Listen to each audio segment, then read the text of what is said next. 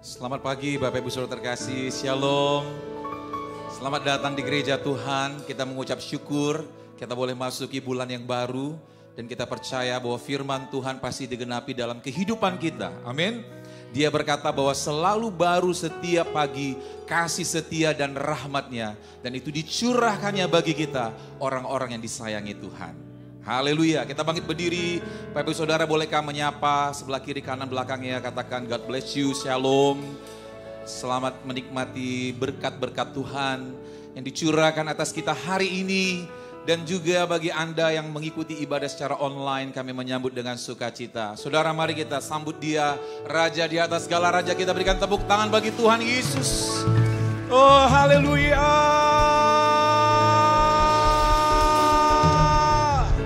Haleluya, Tuhan Yesus, Engkau dahsyat, Engkau luar biasa. Engkau hadir di tengah-tengah kami dengan kebesaran-Mu, dengan kemuliaan-Mu. Kami rindu dan haus akan Engkau Tuhan. Jamah kami, lawat kami hari ini. Sebab kami perlu akan Engkau Bapa. Terima kasih Roh Kudus, Engkaulah sumber kekuatan bagi hidup ini. Kami mengucap syukur, kasih karunia-Mu Bapa. Shkiaralaba takarala. Urianalaba syanda kanalaba kanalaba. Kurianalaba syanda kanalaba yanalaba yanalaba. Engkau kudus Tuhan. Engkau kudus Tuhan. Engkau mulia. Engkau ajaib Bapa. Tiada Allah seperti Engkau. Kami bersyukur Tuhan Yesus. Kami bersyukur Engkau hadir Tuhan.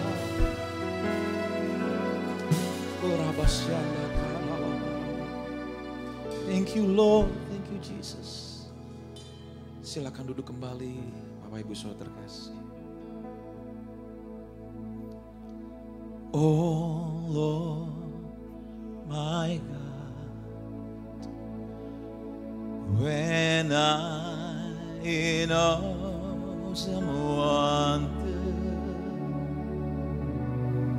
consider all the worlds Thy hands have made, I see the stars, I hear the rolling thunder, Thy power throughout the universe displayed.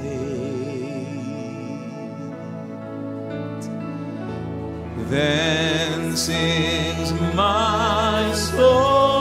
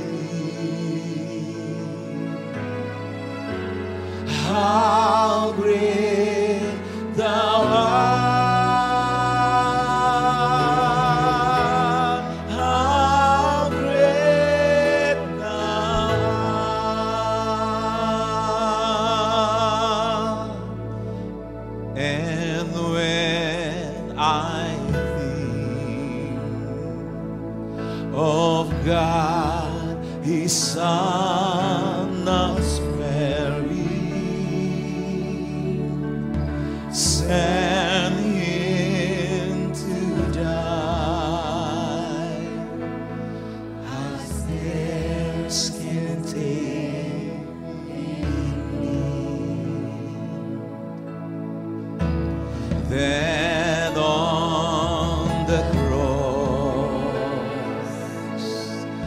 my burden gladly bearing.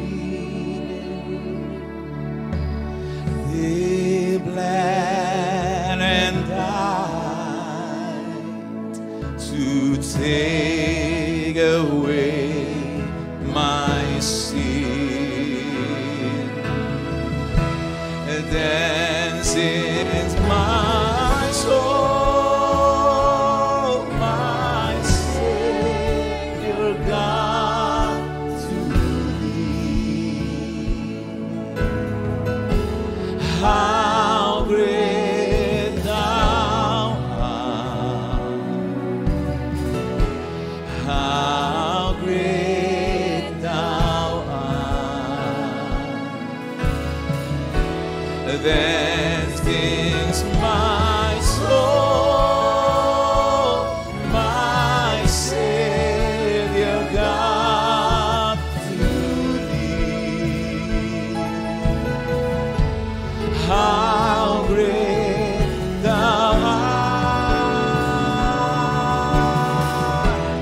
how great thou art.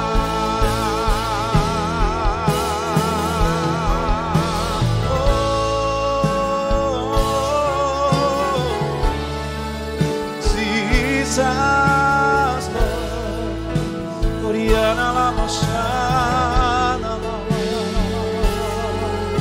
Shiriana la Bayana la Bayana la Shiriana la Bayana la Bayana la Bayana la Jesus, Savior, Shiriana la Bayana la Bayana la Bayana la Bayana la Hallelujah.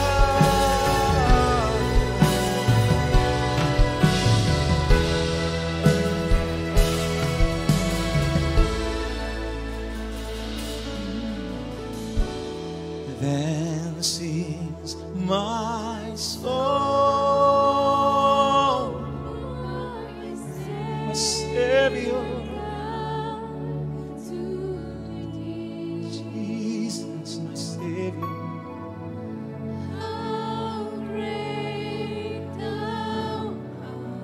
How great thou art,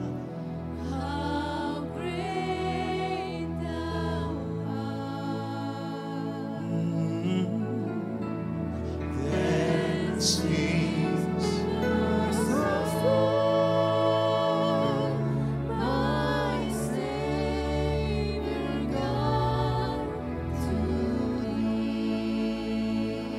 Jesus. How great.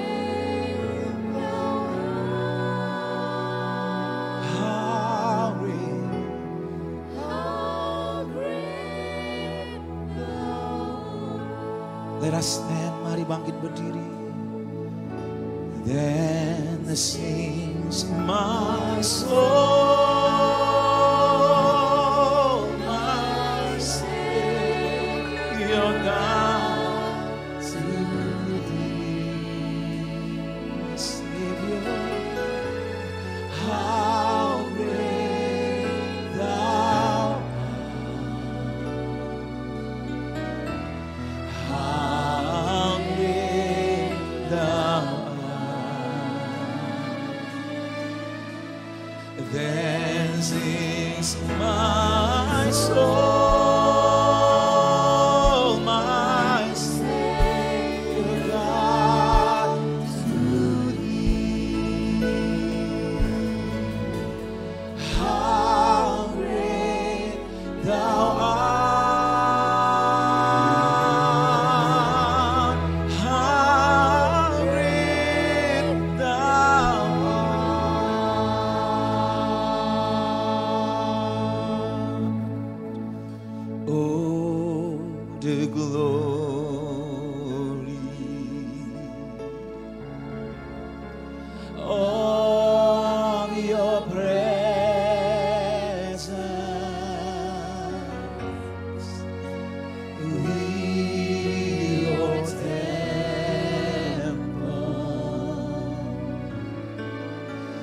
give you reverence.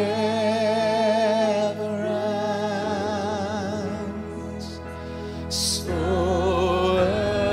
arise from your rest and be blessed by our praise as we glory in your embrace,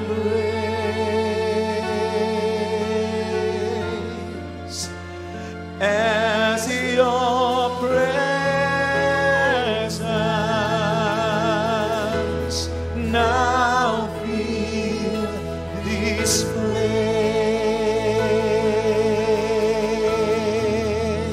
Oh, the glory of your presence, of your presence, we remember. We give you reverence. So arise from your rest and be blessed by our praise as we glory in your embrace,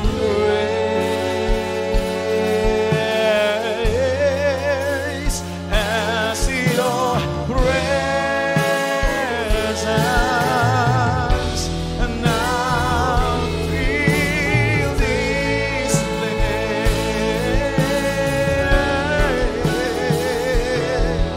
Hallelujah. We worship you, Lord, in the beauty of your presence. Oh God. Hallelujah. Hallelujah.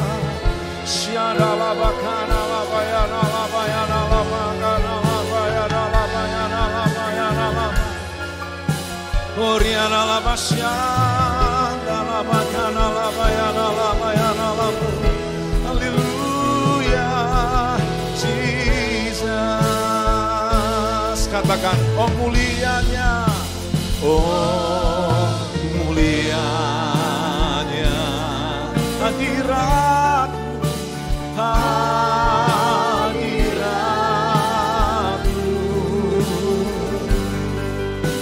Kami baik-Mu, kami menyembah, memuja-Mu. Angkat tangan kita. Diberkati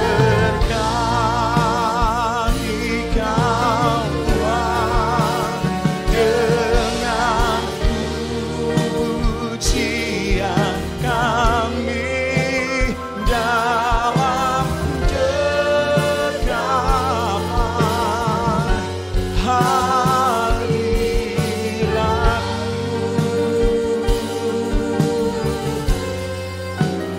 Memenuhi tempat ini,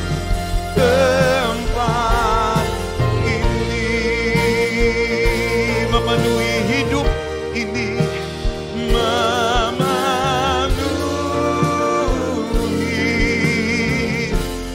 hidup ini, memenuhi gereja ini. Doa kita memenuhi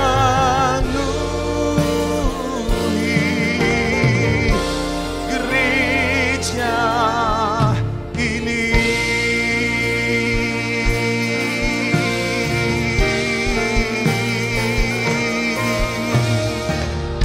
Haleluya. Shalom semuanya. Alkitab berkata, Yesus mati karena dosa-dosa kita. Dia dikuburkan, Tapi pada hari yang ketiga dia dibangkitkan. Haleluya. Setelah Tuhan Yesus bangkit, selama 40 hari Tuhan Yesus menampakkan diri kepada lebih dari 500 murid-muridnya untuk membuktikan bahwa dia hidup.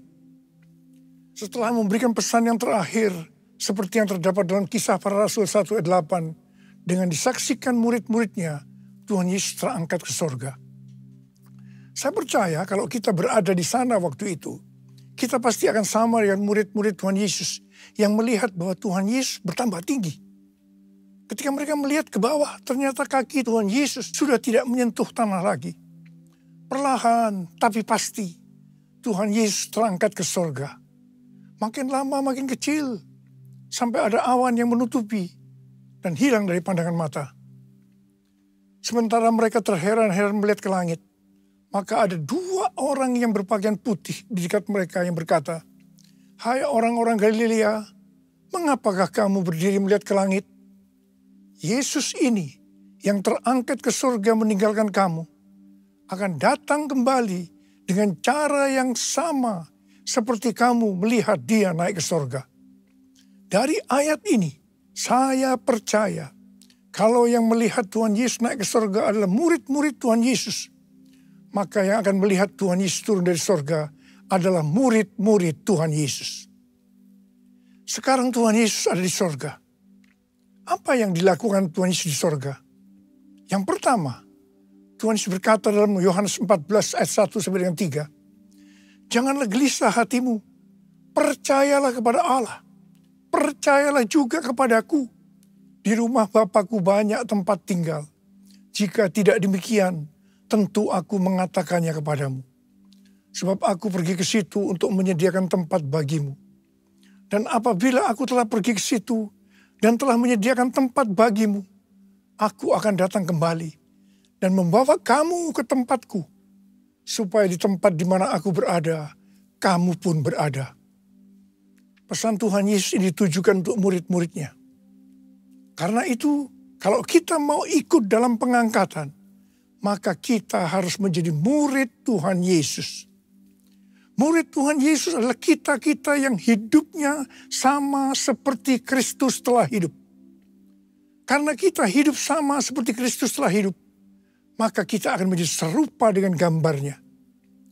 Roma 8 ayat 29 berkata, "Sebab semua orang yang dipilihnya dari semula, mereka juga ditentukannya dari semula untuk menjadi serupa dengan gambaran anaknya, supaya ia, anaknya itu, menjadi yang sulung di antara banyak saudara." Jadi goal kita sebagai orang percaya adalah menjadi serupa dengan gambar Yesus, yaitu murid Tuhan Yesus. Menjadi seperti Kau, Yesus, menjadi seperti Kau, Yesus, menjadi sempurna dalam seluruh hidupku, dalam seluruh hidupku, dalam seluruh hidupku.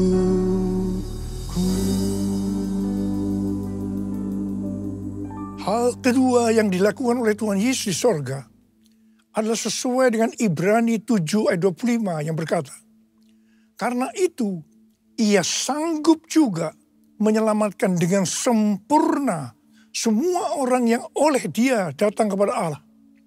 Sebab ia hidup senantiasa untuk menjadi pengantara mereka." Tuhan Yesus di sorga menjadi pengantara kita. Artinya sebagai pendoa syafaat bagi kita, supaya kita selamat secara sempurna. Kalau kita berbicara tentang keselamatan, maka ada 3 hal yang harus diperhatikan. Yang pertama, bisa kehilangan keselamatan. Yang kedua, hampir-hampir tidak diselamatkan. Tapi yang ketiga, selamat dengan sempurna. Hal yang pertama, orang yang sudah percaya bisa kehilangan keselamatan. Matius 7 ayat 21 sampai 23 berkata, Bukan setiap orang yang berseru kepadaku, Tuhan, Tuhan, akan masuk dalam kerajaan sorga. Melainkan orang yang melakukan kehendak Bapa-Ku yang di sorga. Pada hari terakhir, banyak orang akan berseru kepadaku, Tuhan, Tuhan, bukankah kami bernubuat demi nama-Mu? Dan mengusir setan demi nama-Mu? Dan mengadakan banyak mujizat demi nama-Mu juga? Pada waktu itulah aku akan berterus terang kepada mereka dan berkata, aku tidak pernah mengenal kamu. Enyahlah dari hadapanku, hai kamu yang melanggar perintah Allah. Ini merupakan peringatan bagi hamba-hamba Tuhan yang sedang dipakai oleh Tuhan. Agar pelayanan yang diberikan oleh Tuhan semata-mata hanya untuk menyatakan kemuliaannya. Bukan untuk kemuliaan diri sendiri. Bukan untuk mencari keuntungan pribadi. Bukan untuk popularitas. Di mana ini bisa mengakibatkan hilangnya keselamatan. Contoh seorang murid yang kehilangan keselamatannya adalah Yudas. Yudas mengikut Yesus begitu lama. Bahkan dicatat dalam Lukas 9 ayat 1 sampai dengan 6. Ia bersama murid-muridnya yang lain pernah melakukan berbagai mujizat dan pelayanan kesembuhan. Namun ia akhirnya memilih meninggalkan Tuhan. Maka hilanglah keselamatannya. Hal yang kedua, mengenai hampir-hampir tidak diselamatkan. 1 Korintus 3 ayat 10 sampai dengan 15 berkata, bahwa kita membangun hidup kita ini dengan dasar Yesus Kristus. Pertanyaannya, bahan apa yang kita gunakan untuk membangun kehidupan kita ini? Apakah dengan bahan emas, perak, batu permata, ataukah dengan bahan kayu, rumput kering, atau jerami? Semua ini akan nampak pada hari Tuhan, saat pekerjaan kita diuji dengan api. Jika pekerjaan kita tahan uji, artinya tidak terbakar karena terbuat dari bahan emas, perak, dan batu permata, maka kita akan mendapat upah. Tetapi sebaliknya, kalau pekerjaannya itu terbakar karena bahan yang digunakan adalah kayu, rumput kering, atau jerami, maka akan menderita kerugian. Selamat sih selamat, tetapi seperti keluar dari dalam api.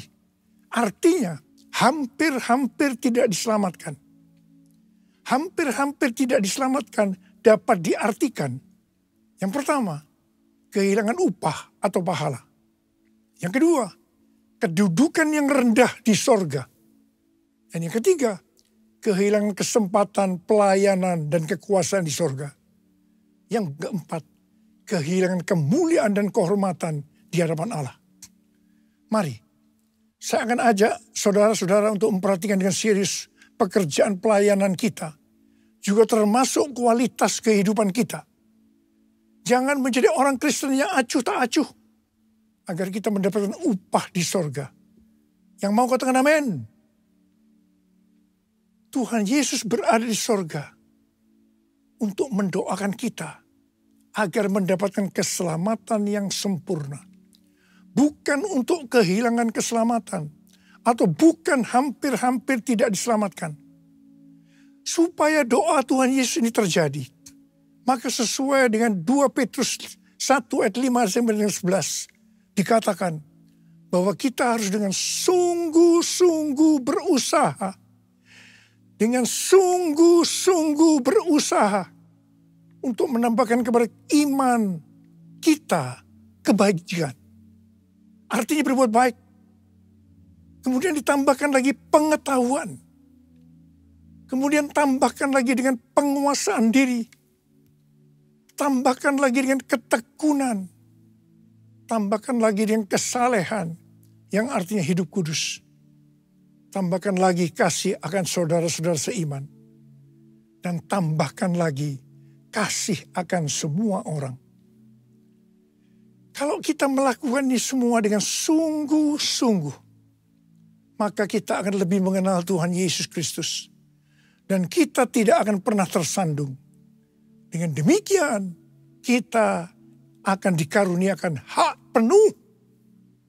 penuh untuk memasuki kerajaan kekal yaitu kerajaan Tuhan dan Juru Selamat kita, Yesus Kristus.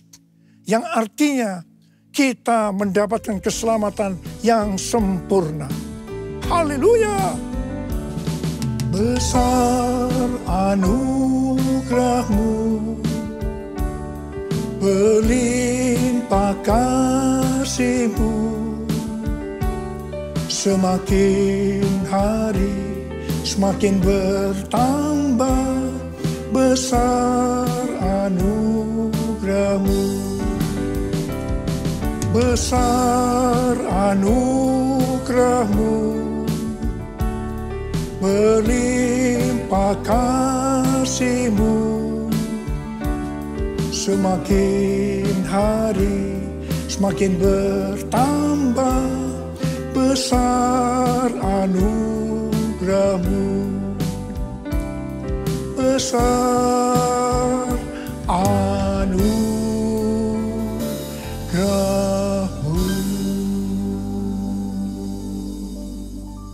Hal ketiga yang dilakukan oleh Tuhan Yesus di sorga adalah mencurahkan Roh Kudus. Pesan yang terakhir dari Tuhan Yesus untuk murid-muridnya sebelum ia terangkat ke sorga terdapat dalam Kisah Para Rasul 1 ayat 8 yang berkata, tetapi kamu akan menerima kuasa kalau Roh Kudus turun ke atas kamu, dan kamu akan menjadi saksiku di Yerusalem dan di seluruh Yudea dan Samaria dan sampai ke ujung bumi. Setelah memberikan pesan yang terakhir ini, Tuhan Yesus naik ke sorga. Setelah itu apa yang dilakukan oleh murid-muridnya? Mereka pergi ke Yerusalem dan berkumpul di ruang atas atau kamar loteng. Mereka melakukan ini karena Tuhan Yesus yang menyuruh mereka agar tidak meninggalkan kota Yerusalem, karena mereka akan dilengkapi dengan kekuasaan dari tempat tinggi. Tuhan Yesus berkata, sebab Yohanes membaptis dengan air, tetapi tidak lama lagi kamu akan dibaptis dengan Roh Kudus. Murid-murid yang berkumpul berjumlah sekitar 120 orang. Kisah Para Rasul 1 ayat 14a berkata, mereka semua bertekun dengan sehati dalam doa bersama-sama. Artinya mereka berdoa, memuji dan menyembah Tuhan dalam unity siang dan malam. Ini adalah prinsip restorasi Pondok Daud. Ini adalah prinsip menara doa.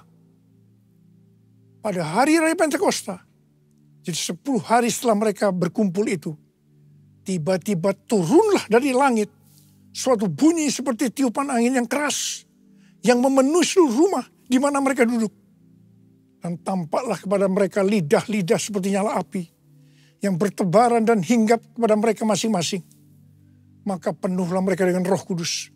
Lalu mereka mulai berkata-kata dalam bahasa-bahasa lain, seperti yang diberikan oleh Roh itu kepada mereka untuk mengatakannya.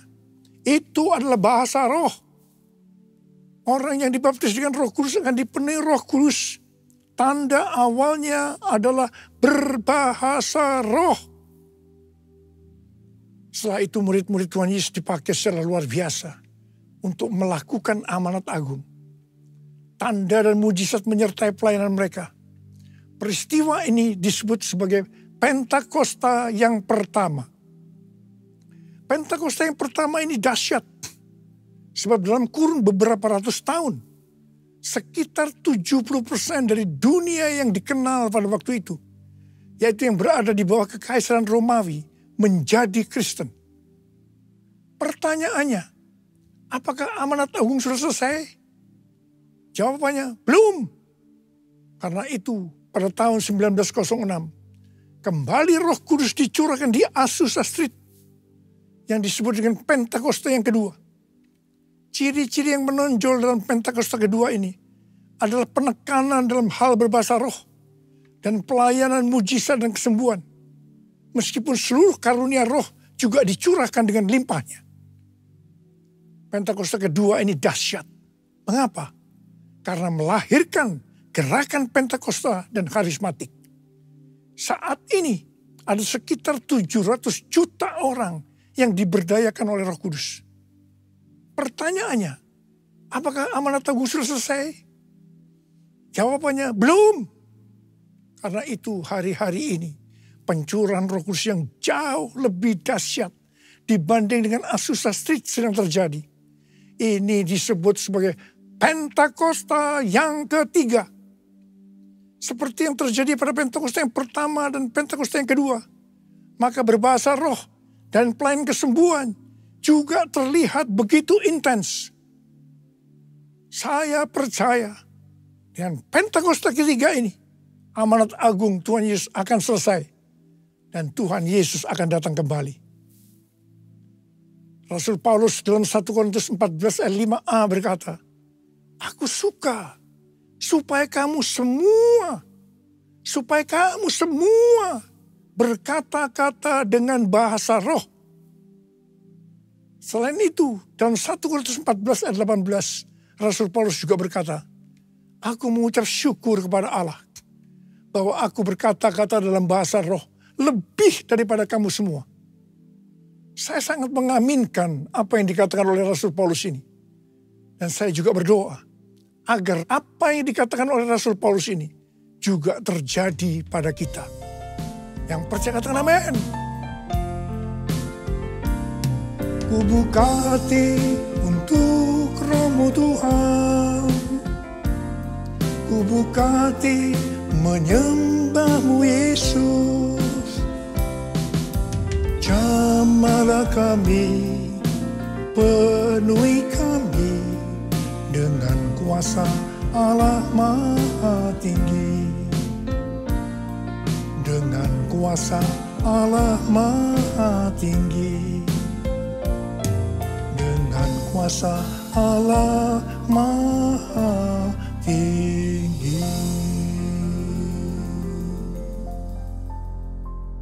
Apa yang terjadi kalau kita berbahasa roh? Yang pertama, kita akan lebih berani bersaksi tentang Yesus.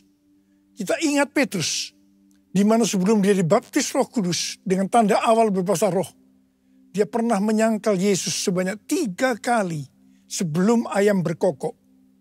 Setelah dibaptis Roh Kudus dan berbahasa roh, dia berani bersaksi tentang Tuhan Yesus. Tidak peduli disesah dan dipenjara.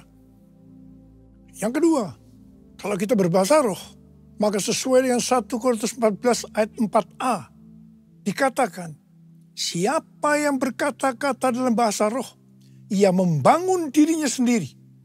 Yang artinya, kalau kita berbahasa roh, kita akan membangun iman kita. Yang ketiga, kalau kita berbahasa roh, kita akan lebih merasakan hadiratnya dan lebih intim dengan dia. Karena ketika kita berbahasa roh, kita berkata-kata kepada Allah, bukan kepada manusia. Dan yang keempat, kalau kita berbahasa roh, kita akan berdoa lebih lama lagi. Yang kelima, sesuai dengan 1 Korintus 14 ayat 14 dan 15 yang berkata, sebab jika aku berdoa dengan bahasa roh, maka rohkulah yang berdoa. Tetapi akal budiku tidak turut berdoa. Jadi apakah yang harus kubuat? Aku akan berdoa dengan rohku, tetapi aku akan berdoa juga dengan akal budiku. Aku akan menyanyi dan memuji dengan rohku, tetapi aku akan menyanyi dan memuji juga dengan akal budiku. Jadi kalau kita menghendaki agar roh kita berdoa, menyanyi dan memuji, maka kita harus berbahasa roh. Sedangkan kalau dengan akal budi atau jiwa, maka kita harus menggunakan bahasa yang kita mengerti. Mari, bagi yang mau melakukan, katakan bersama saya, amin. Sekarang Tuhan Yesus berada di sorga, duduk di sebelah kanan Allah Bapa. Dan Tuhan Yesus berpesan kepada kita, aku datang segera. Aku datang segera. Waktu Tuhan Yesus ditanya oleh murid-muridnya, apa tanda kedatanganmu dan tanda kesudahan dunia ini? Salah satu jawabannya seperti yang tertulis dalam Matius 24:14. Dan Injil kerajaan ini akan diberitakan di seluruh dunia, menjadi kesaksian bagi semua bangsa. Sesudah itu barulah tiba kesudahannya. Karena itu, Tuhan memberikan tugas kepada kita sebagai murid-muridnya untuk menjadikan semua bangsa itu menjadi murid Tuhan Yesus. Ini adalah amanat agung dari Tuhan Yesus.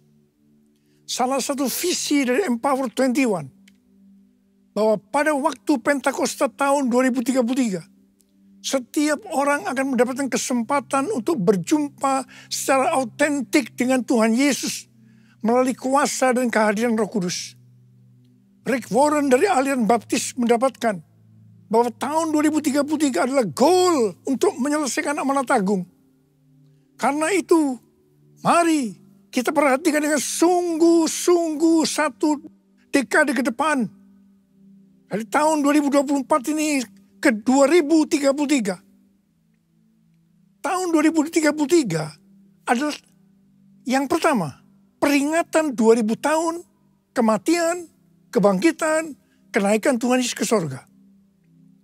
Tahun 2033 adalah peringatan pencurahan Roh Kudus, yang berarti peringatan ulang tahun gereja yang ke-2000. Peringatan 2000 tahun diberikannya amanat agung. Untuk bisa menyelesaikan amanat agung, tidak bisa dengan kekuatan sendiri, tapi harus dengan kuasa Roh Kudus. Karena itu saudara harus penuh dengan Roh Kudus. Saudara harus penuh dengan Roh Kudus. Ada berapa banyak di antara saudara yang rindu untuk dibaptis Roh Kudus dengan tanda awal berbahasa roh? Angkat tangan saudara. Penuhiku, penuhiku dengan hadirat-Mu. Urapiku, urapiku dengan minyak kudus-Mu. Penuhiku, penuhiku dengan hadirat-Mu.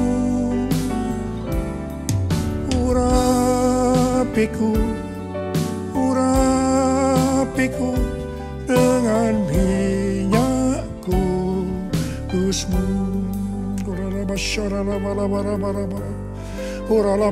Terima, terima, terima pengurapan Roh Kudus, terima pengurapan, terima, diurapi Roh Kudus. Terima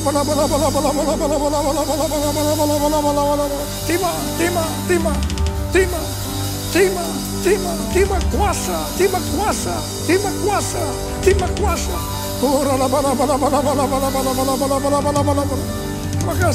Terima kasih, terima kasih, terima kasih, terima kasih. Terima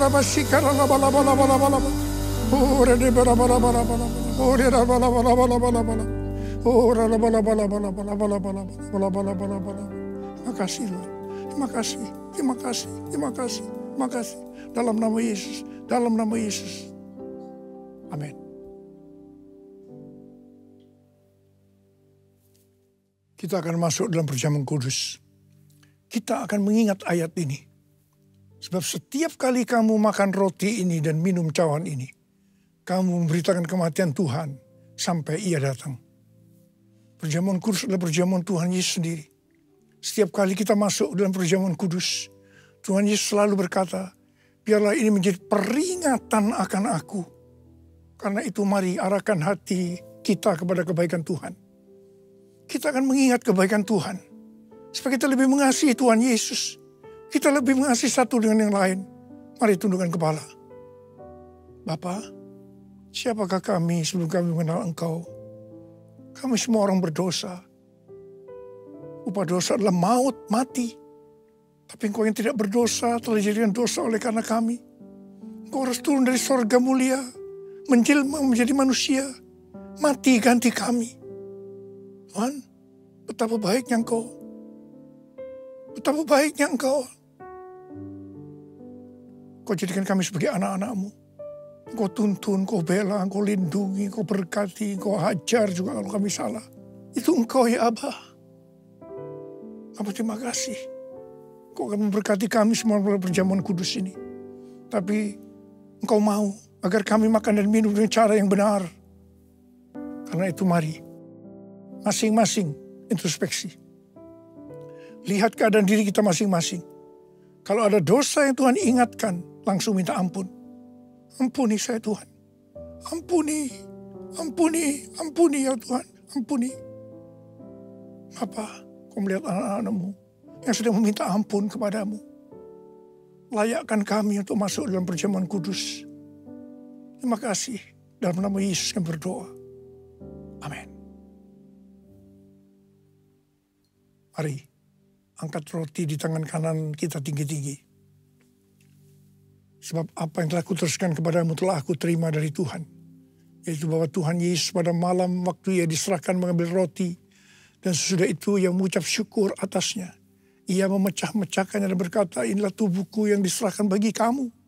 Perbuatlah ini menjadi peringatan akan aku. Sudah dikasih Tuhan, bukankah roti yang kita pecah-pecahkan ini adalah persekutuan kita dengan tubuh Kristus. Mari kita makan dalam nama Yesus.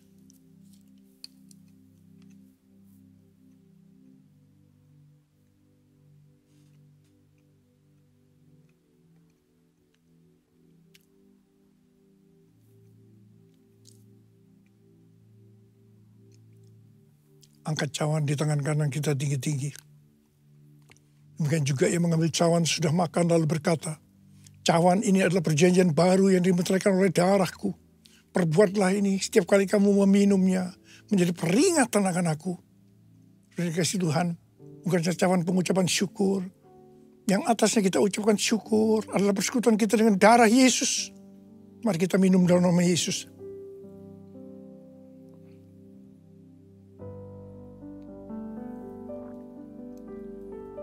Ucapan syukur dan terima kasih. Dengan suara, jangan diam. Tuhan terima kasih ya Tuhan. Tuhan terima kasih ya Tuhan. Terima kasih ya Tuhan. Terima kasih ya Tuhan. Terima kasih ya Tuhan. Terima kasih.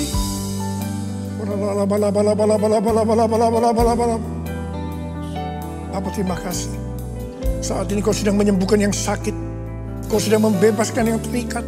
Kau menghibur yang susah, Engkau menguatkan yang lemah. Terima kesembuhan, terima kesembuhan, terima. Sembuh dalam nama Yesus, sembuh dalam nama Yesus, sembuh dalam nama Yesus. Oh Tuhan, terima kasih, terima kasih, terima kasih, terima kasih, terima kasih Yesusku, terima kasih Yesusku. Puji syukur hanya bagi Tuhanku. Terima kasih Yesusku, terima kasih Yesusku. Puji syukur hanya bagi Tuhanku. Terima kasih, terima kasih Yesusku, terima kasih Yesusku. Puji syukur hanya bagi Tuhanku. Terima kasih Yesusku, terima kasih Yesusku. Puji syukur hanya bagi Tuhanku. Puji syukur hanya bagi Tuhanku. Puji syukur hanya bagi Tuhanku.